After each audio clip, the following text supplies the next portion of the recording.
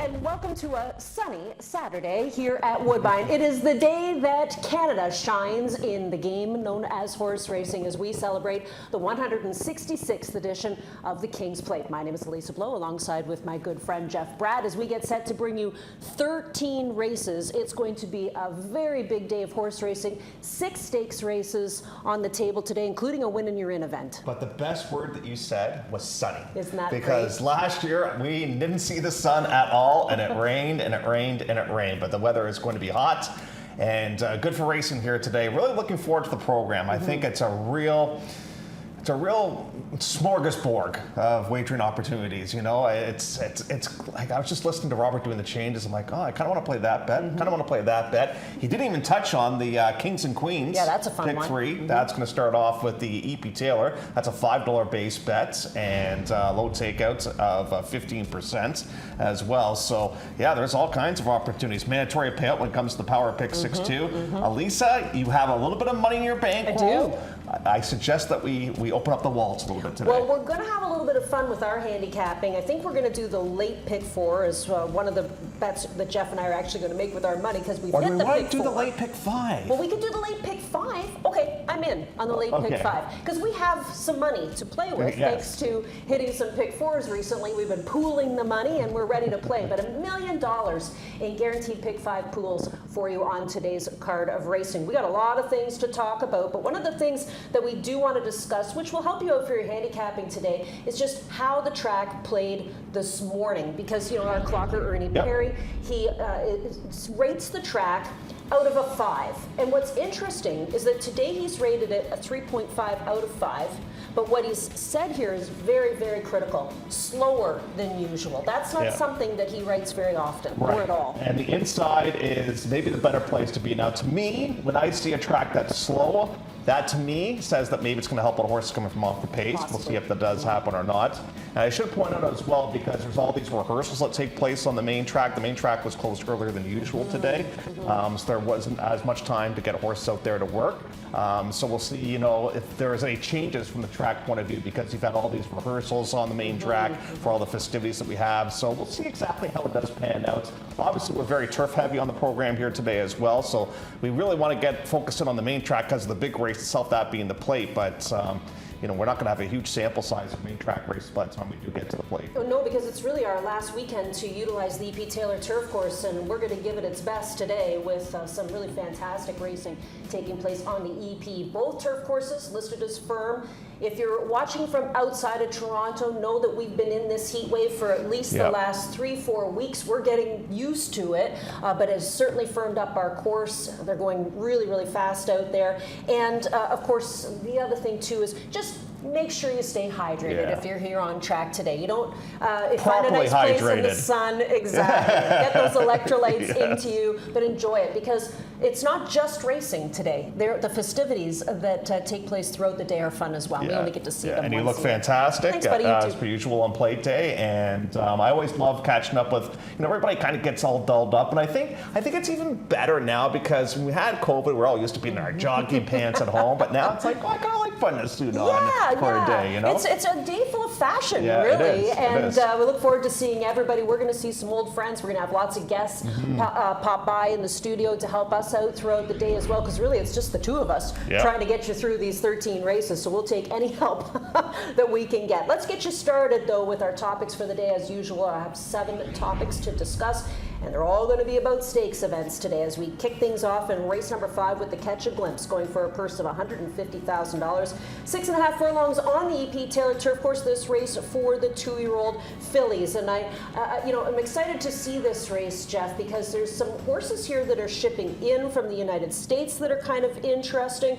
There's local horses here as well.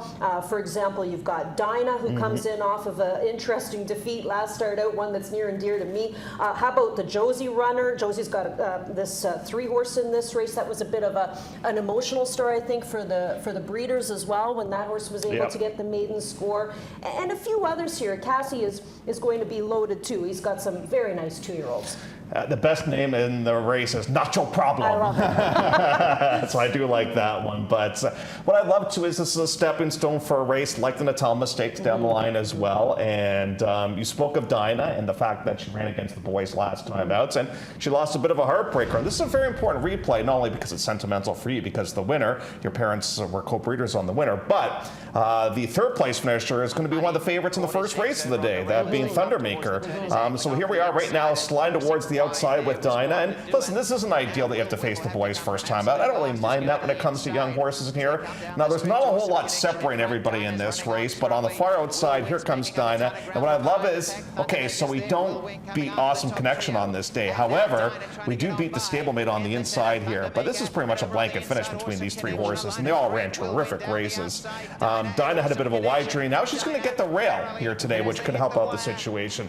Now, if you like playing Kevin Attard horses first time out, he's pretty good second time out as well. And now all of a sudden you get Flavian Prat aboard here today as well. Now, I don't know if Fernandez had his choice of a bunch of different horses in the spot or not. Now, I'm really price shopping in this race because everybody's going towards the one. I kind of like On My Time. I did a little bit of research on this one. So this one debuted in a 7.5 furlong race at Gulfstream Park. Very odd for a 2-year-old at this time of year debut in a 2-turn race, and that's what this horse did. Made a big middle move in that race and eventually finished in third, and then was purchased out of that race by Gary Barber.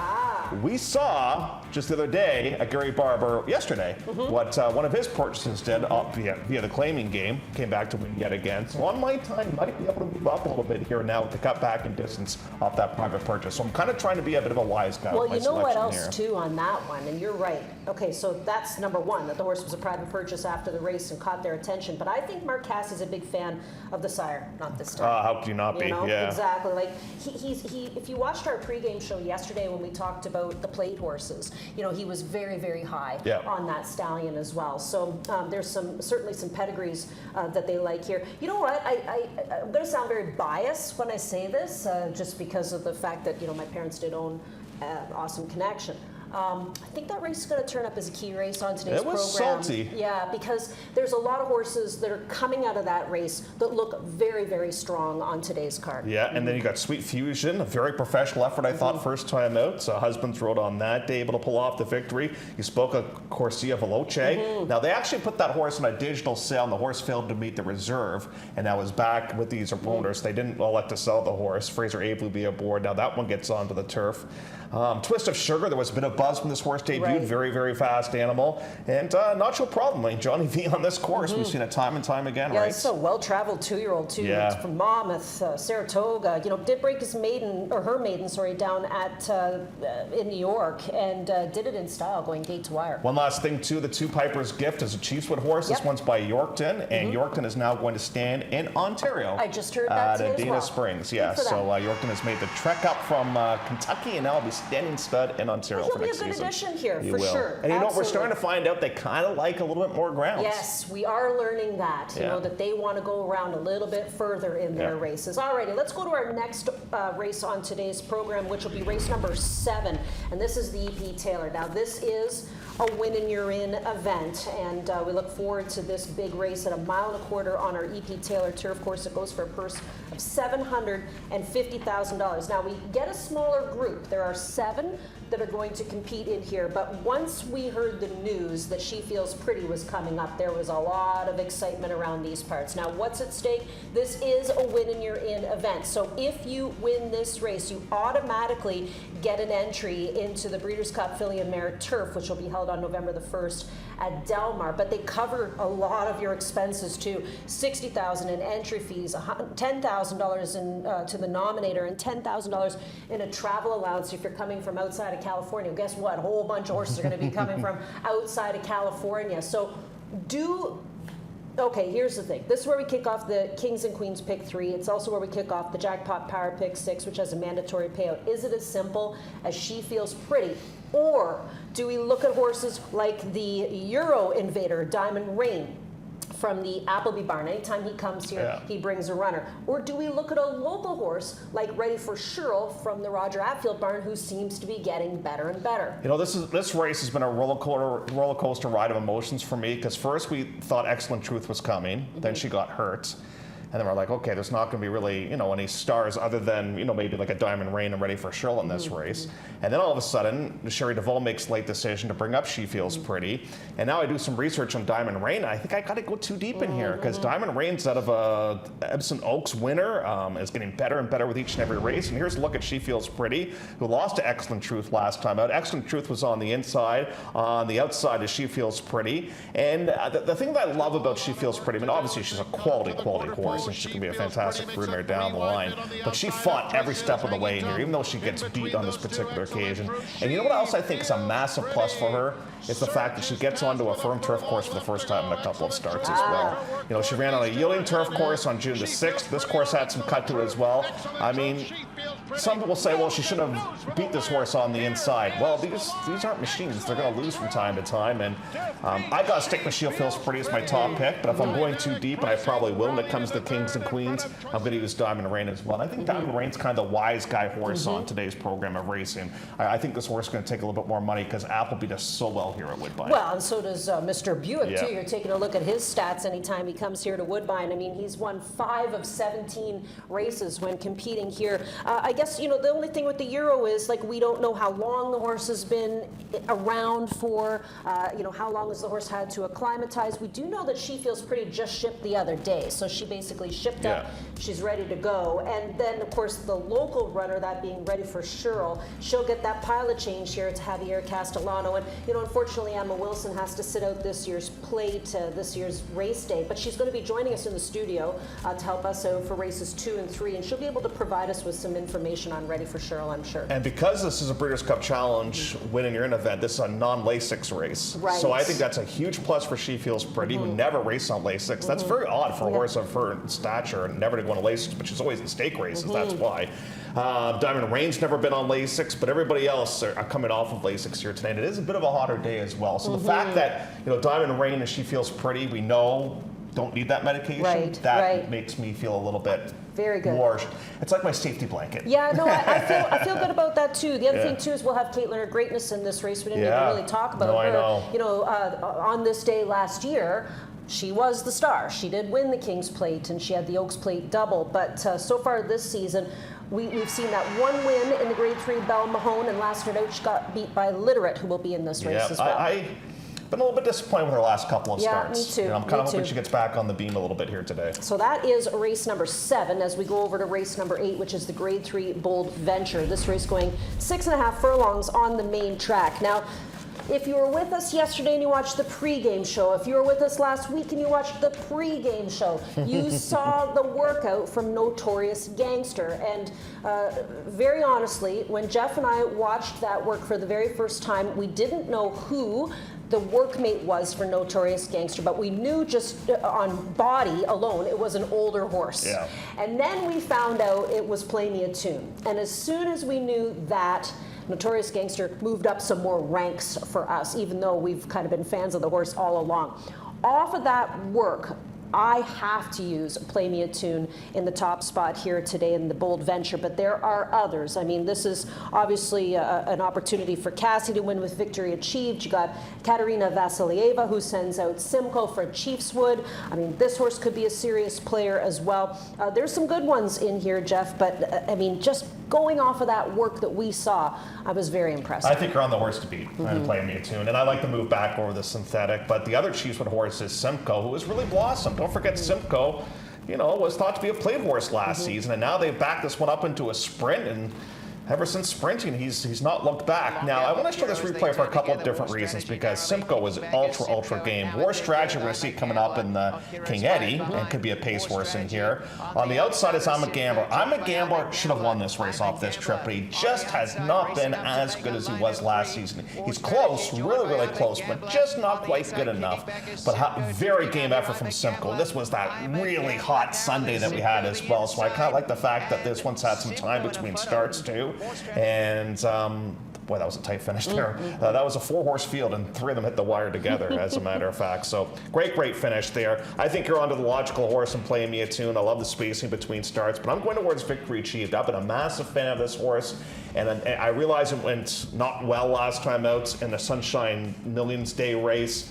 But we're back sprinting. We're back home. We're going to be a bit of a decent number. I despise the draw, but I'm going to pick the horse nonetheless. Oh, but you got to love the works getting ready. I mean, there are some very nice workouts that kind of indicate that it's all systems go for this colt. Oh, you should talk about Junior Hotshot a little bit. I know we don't see the horse on a lot of people's tickets, but one thing I think that cost him the win in the Pink Lloyd was the drifting out down the stretch. And it was a speed conducive surface too. And, you know, it's time to shine. It's a pretty good horse. Like he couldn't get by. He was, to me, he was spinning his wheels a little bit. As you said, and I think that kind of led to the drifting a little bit. I don't think the track was really all that kind to him last time. No, and then we have a good old boy in Old Chestnut who will compete here. He is the 3-horse. Now, he kind of shocked us when he won the Grade 3 Jacques Cartier, because, you know, we all kind of thought, oh, this should be a walk in the park for Simcoe. And instead, Old Chestnut went straight to the front, and he kept on going. He put the boots to him, in fact, and he'll get a new rider today in Pietro Moran. If Ice Chocolat is ready, and if this is a neutral racing surface, and we should know that by the time we get to race 8,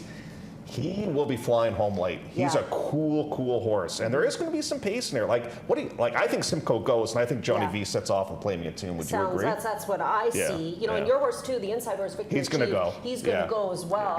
But you're right. I mean, Cassie kind of loaded for bear in this race. Chiefswood Stable sending out a really good 1-2 punch in here as well. We should mention that the 8 Twin City did scratch from this race. Is a steward scratch, but you'll see that horse later on in the program. Was a horse who was double entered. Correct. So we'll be going in the King Eddie, which we'll get to later on in the program. What a cool horse. You know, with Twin City, you know, to have that ability to make a decision like that. Do we want to sprint on the main track or go longer on the turf?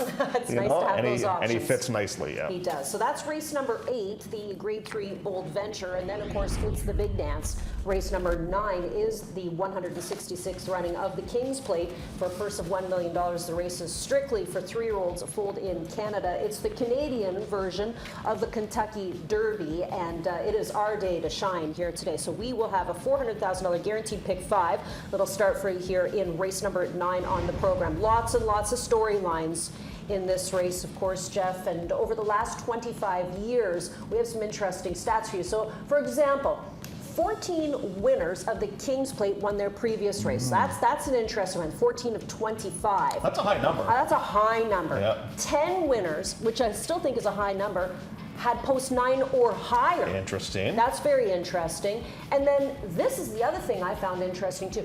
5 horses competed in the Oaks and Plate double, and it completed it. So that being Caitlin Her Greatness last year who did it. But of course, here it almost looks like the Americans just haven't done so well. You know, they've had 3 horses exiting out of town races, so you have to assume they are American-based horses that have come up here to race in Toronto. Well, some great little stats there, you know, as you look back and trying to figure out what angles to kind of play. And to me, there's a bit of a talking horse in this race. Everybody I talk to loves the Justify. Everybody loves Tom's Magic.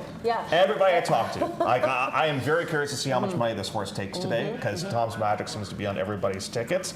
So we're going to go amount a quarter in here, but let's talk about some of the preps and how we got to this point in here, because obviously the 2 stepping stones for us are the Oaks and the Plate Trial Stakes. And you know, the Oaks was slightly quicker, not a big deal by any means, but here's a look at the highlighted horse on the outside, that being No Time, and No Time's able to pull off the victory here on this day, winning by about 4 lengths with Shifty and Winterberry. Now Winterberry came out of this race to win the Bison City Stakes. That's obviously a great reference.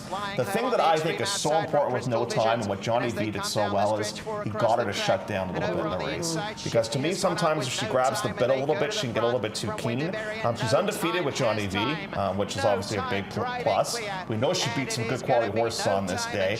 My question with her that I'll pose to you is, how confident are you that she can put back-to-back huge races together? Because she's never done that in her career. I would say I'm not 100% sure about that, because I think the difference from last year to this year is that last year I just thought all the way that Caitlin Her Greatness was going to win the Plate, that she just looked so good in the Oaks that I thought, you know what, she's it all day long. I don't feel the same way about No Time, no offense. I just think there's a lot of boys in here that are going to have something to say too. Now, we have been fans of Notorious Gangster since day one, so you know that's where we're going to go. But there are some horses that could really pop up with magical efforts here today. For example, you've got Tom's Magic. Everybody's, you know, kind of oohing and awing because they saw him here on the track, and he's just a beast of an animal, right? Absolutely huge horse.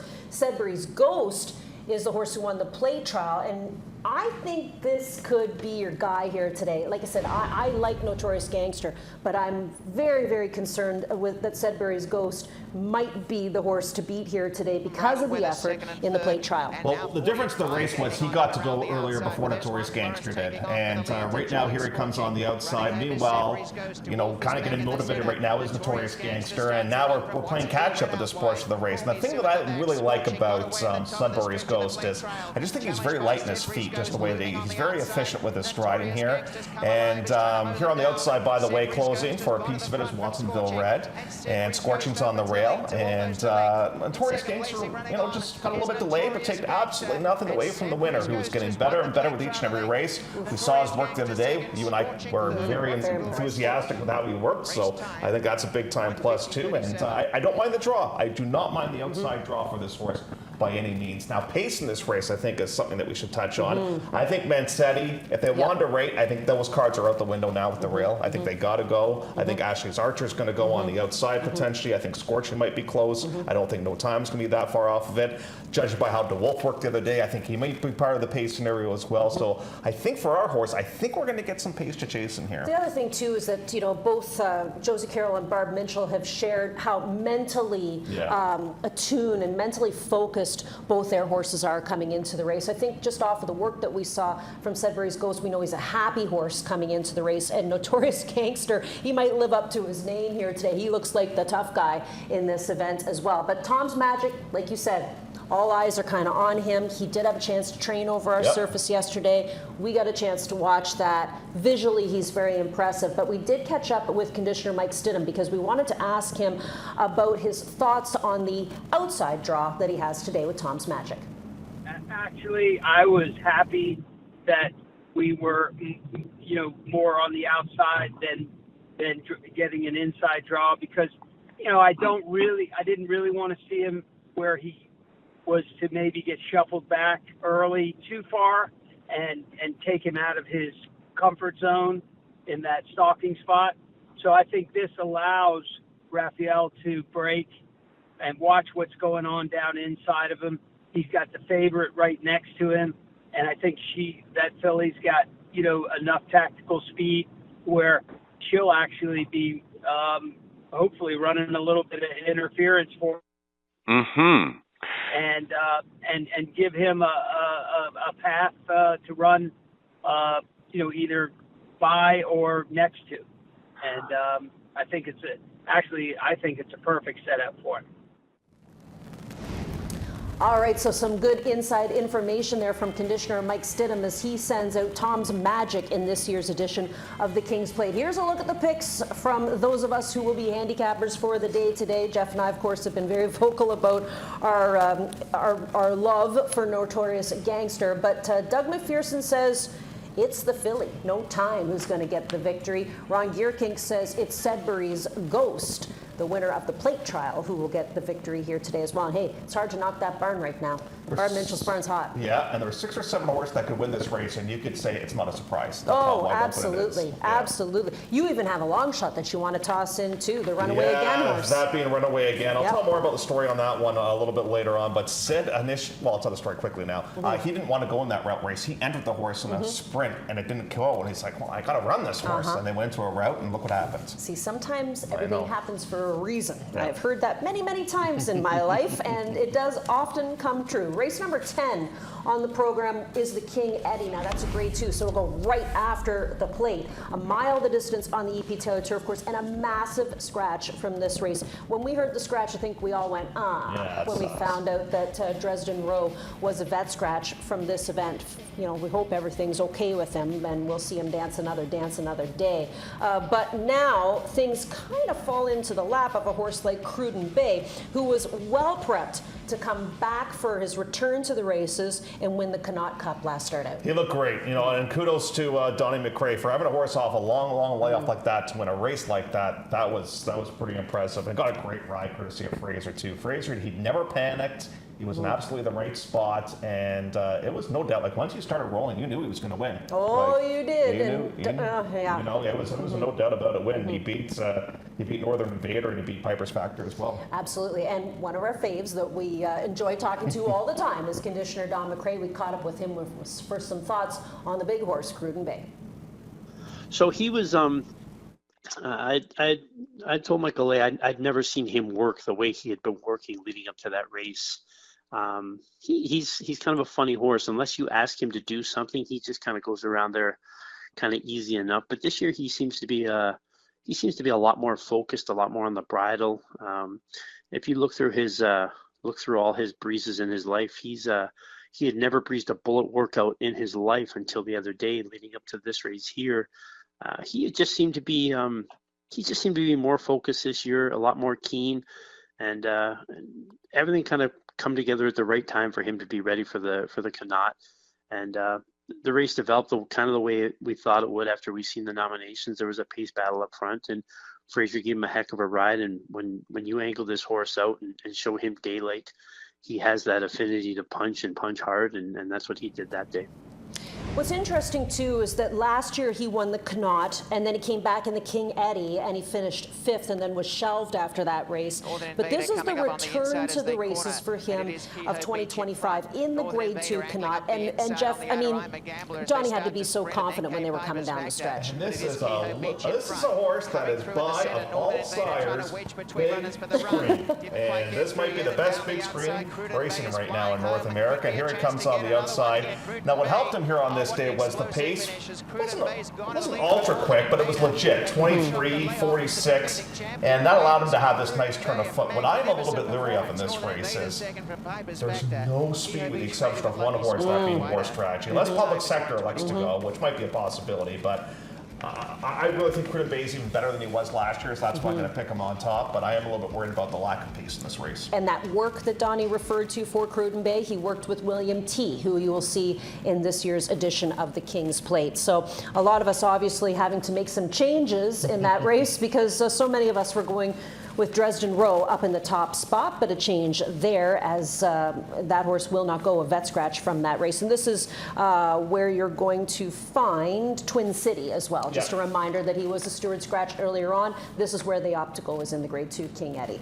All right, that's race number 10 as we go to race number 11, which is the Soaring Free, 6.5 furlongs on the EP Taylor Turf Course in this race for the 2-year-olds. Now here's where we find some American shippers, and this is a great opportunity, the last opportunity for these babies to get onto our EP Taylor Turf Course. But we got a Kelsey Danner horse in here, we got a Graham Motion horse in this spot, Paul McEntee sends up one from Ellis Park, Kevin Rice brings in a horse from Saratoga, and Riley Mott ships in with Argos, in which Flavien Prat will be aboard. This is a great little race, but there's a horse that's local, wow, that gave us this eye-popping performance first start out. Would you say the most impressive trio, whatever we've seen so far this year? Well, between that and Marcus J. Yeah, same barn, by the way. Same barn. It was scheduled for turf, this race was, and it was moved over to the main track. And this one's on a mare that is a 2-time winner on turf, with stage place and 2-year-old as well. And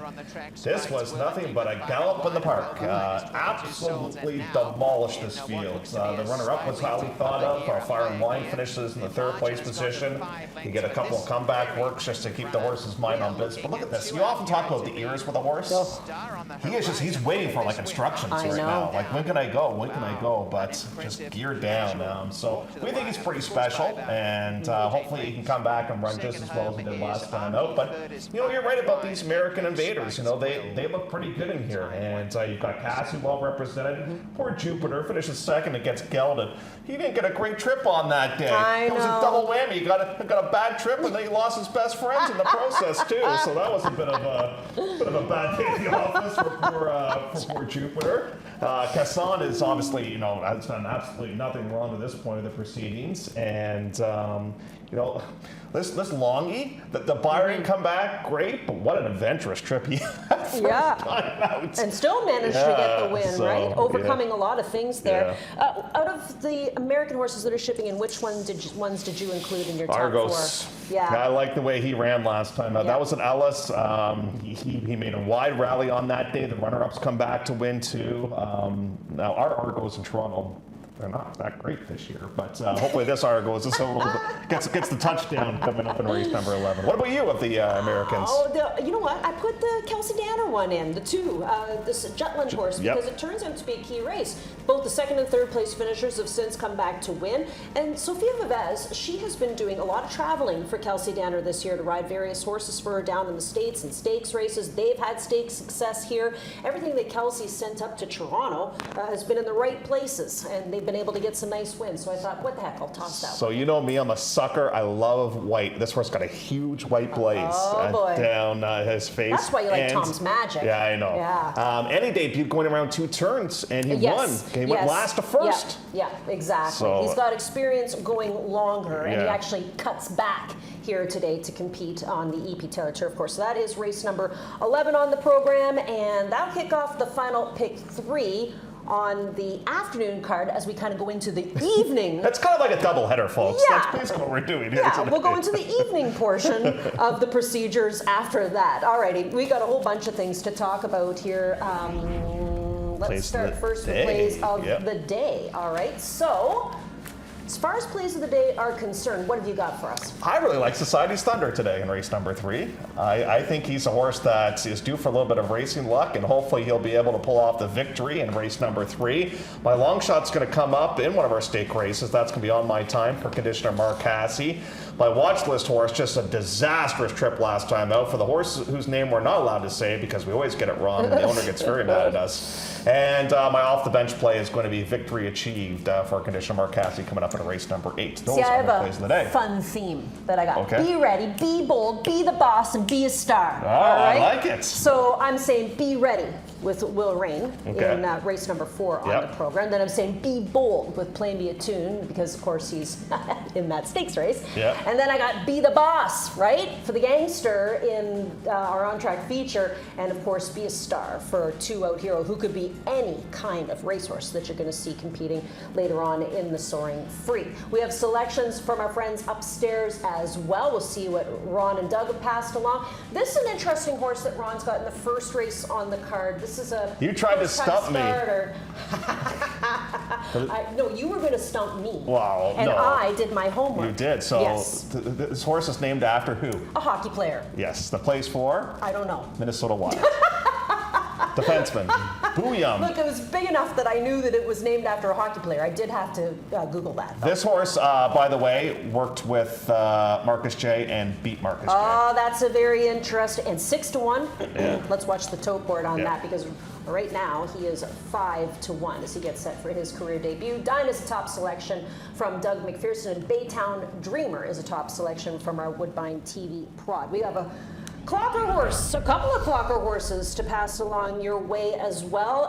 One of them is that horse you just talked about in race number 1, the firster for Kevin. Boy, does Kevin have a barn full of He nice has an all-star two-year-olds. team over there of Yeah. 2-year-olds.